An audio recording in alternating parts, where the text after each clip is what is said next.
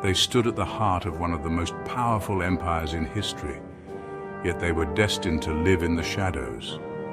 Guardians of the imperial harem, trusted confidants of sultans, and silent witnesses to the secret world behind palace walls.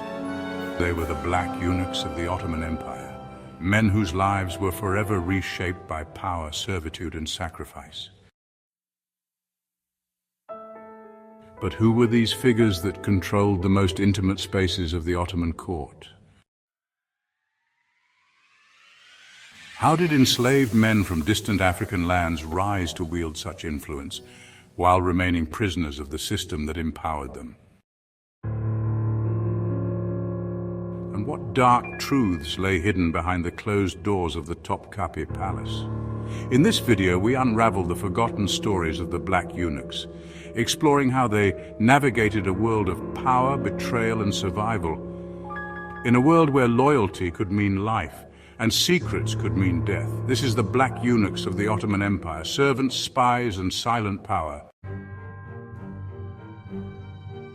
The black eunuchs of the Ottoman Empire played a significant yet often overlooked role in the imperial court, particularly within the Topkapi Palace and the harem. They were a highly influential group of enslaved African men, typically from regions such as Sudan, Ethiopia, and Chad, who were castrated and brought to the empire to serve in elite administrative and palace positions. Black eunuchs primarily served in the imperial harem, the private quarters of the sultan, where his wives, concubines, and female family members resided. They acted as intermediaries between the sultan and the women of the harem, making them some of the most trusted servants in the palace. Their most prestigious rank was the Kislar Agassi, or Chief Black Eunuch, who was the highest-ranking eunuch in the empire and one of the most powerful figures in the court. The Kislar Agassi controlled access to the Sultan and his family, managed the harem, and supervised charitable endowments known as waqfs across the empire. Despite their enslaved status, black eunuchs often wielded significant political power. The Kislar Agassi could influence imperial decisions, act as a diplomat, and even arrange marriages within the royal family.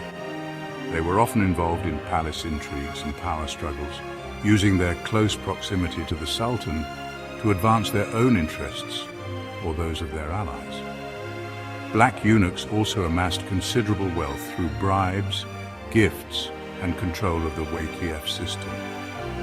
Many built mosques, schools, and other charitable institutions, leaving a lasting mark on Ottoman society. In addition to their administrative duties, black eunuchs often played religious roles. They were responsible for organizing the Sultan's pilgrimage to Mecca and maintaining the Haramain, or Holy Cities endowments, which funded public services in Mecca and Medina. The Ottoman preference for black eunuchs over white eunuchs, who were typically from the Balkans or Caucasus regions, was partly due to cultural perceptions. Black eunuchs were seen as more loyal and less likely to pose a political threat, as they were considered outsiders without local allegiances. The power of the black eunuchs began to decline in the 19th century as the Ottoman Empire underwent modernization reforms known as Tanzimat, and slavery was gradually abolished. The office of the Kislar Agassi was officially abolished in the early 20th century. Though their presence was often hidden behind palace walls, black eunuchs left an indelible mark on Ottoman politics, culture, and religious life. Today, the legacy of black eunuchs is a topic of increasing academic interest, shedding light on the intersection of race, power, and servitude in one of history's most influential empires. Would you like to know more about notable black eunuchs or their connection to the Hajj pilgrimage?